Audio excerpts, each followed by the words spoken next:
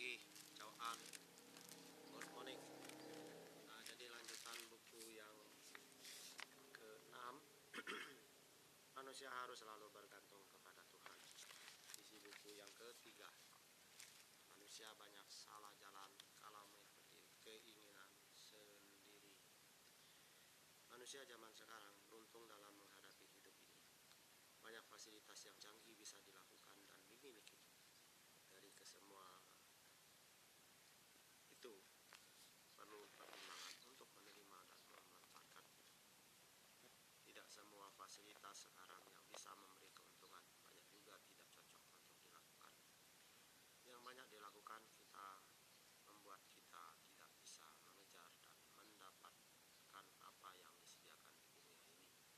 Seperti orang kaya yang bisa menikmati banyak hal, tetapi tidak semua orang kaya yang bisa menerima.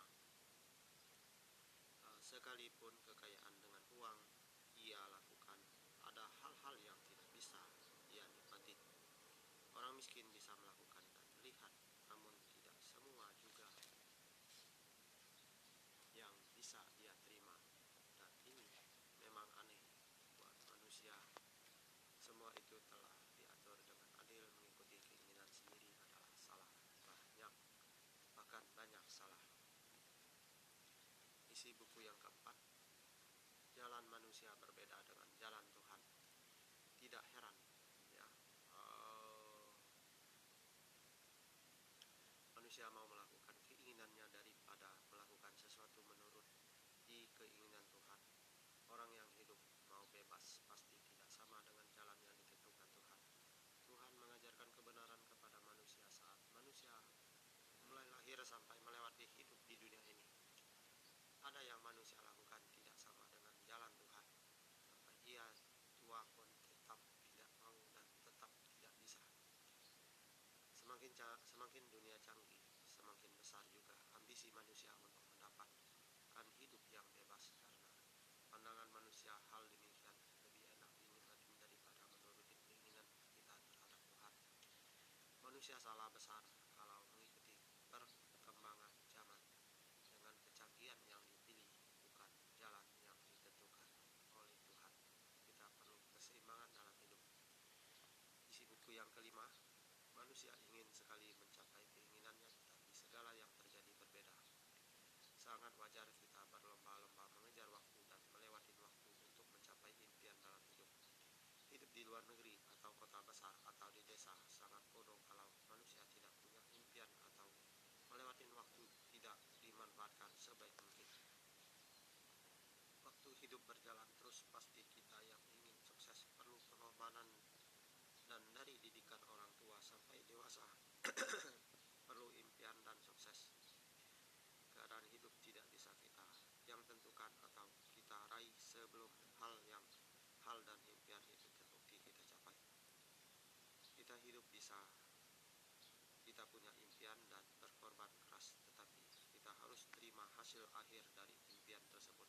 Kalau tidak sama dengan impian, hal seperti ini banyak dialami manusia.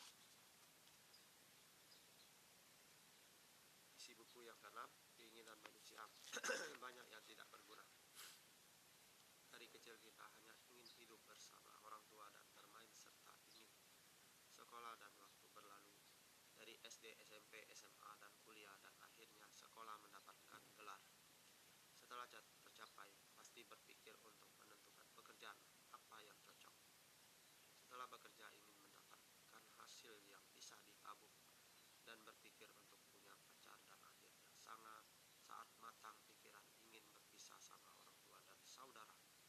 Mau memikirkan langkah selanjutnya, yaitu menikah, dan pikirkan selanjutnya ingin punya anak. Demikian banyak manusia yang menjalankan hidup seperti ini karena tuntutan dalam keluarga dan tuntutan dalam hidup. Setelah kita sadar bahwa semua itu banyak yang tidak bermanfaat, karena tujuan hidup bukan seperti itu yang Tuhan mau bisa berbagi kepada orang lain. Isi buku yang ke-7. Keserakahan salah satu banyak yang dilakukan manusia. Tidak heran sebagai manusia banyak pilihan hidup yang harus dilalui, terutama mengejar cita-cita semasa muda, mau dia itu pria atau wanita. Pikiran sama dengan dan berbagai masa kita sekolah sampai terjun ke dunia kerja. Alasan orang untuk mendapatkan hidup yang layak sebelum ia pensiun. Tetapi manusia juga banyak melakukan keserakahan dalam menjalankan bisnis sehingga saat ia jaya ataupun ingin mencapai sesuatu banyak cara yang dilakukan sekalipun banyak tantangan dan atau pengorbanan yang harus dilakukan. Manusia selalu serakah, akhirnya impian itu selalu tidak membuat dia merasa puas. Isi buku yang ke-8.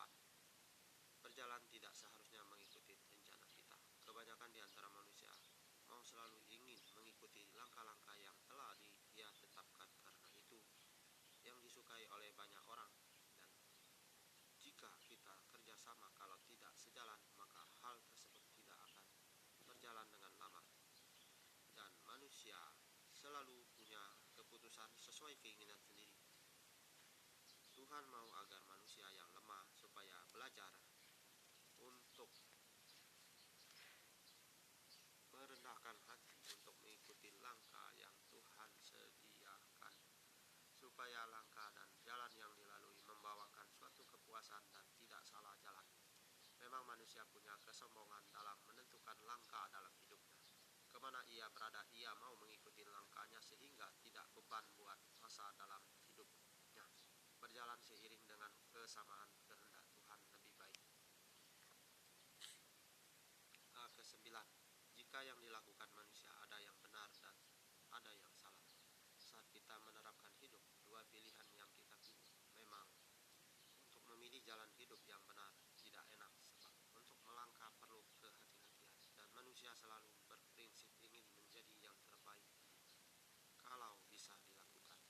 Banyak tantangan dan pengorbanan buat orang yang mau terus menjalankan kebenaran dalam hidupnya, dan berbeda orang yang melakukan kesalahan dalam hidup tidak perlu ada yang bantu pun ia merasa bisa, dan inilah enaknya jadi orang yang tidak benar.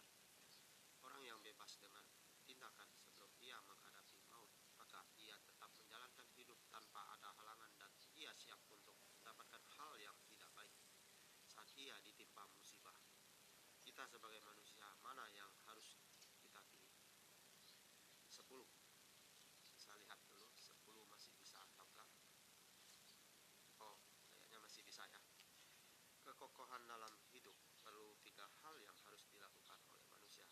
A. Membayar kembali dari hasil yang kita dapatkan kepada Tuhan. Inilah yang sulit buat kita berbagi kepada Tuhan tentang hasil yang kita terima setiap bulan, dan inilah suatu tantangan yang harus kita jalani kalau kita mau diberikan Tuhan keberuntungan dalam hidup. B. Membayar pajak. Apapun yang kita miliki selain berbagi kepada Tuhan, kita pun diwajibkan untuk membantu pemerintah dari hasil yang kita terima, karena dalam hal ini demi kepentingan umum dan kepentingan di mana kita berada. C. Menggunakan uang dengan sebijaksana mungkin. Tujuan untuk kita mengatur keuangan adalah agar kemandirian hidup bisa mandiri secara pribadi dan bisa menolong orang lain. Oke, saya sekianin dulu sampai 10 saja. Jadi dari isi buku yang kedua sampai 10. Selesai sampai ke 10 ya. Oke. Nah itulah, saya bacanya cepat jadi sehingga juga cepat selesainya nanti. Oke, luar biasa.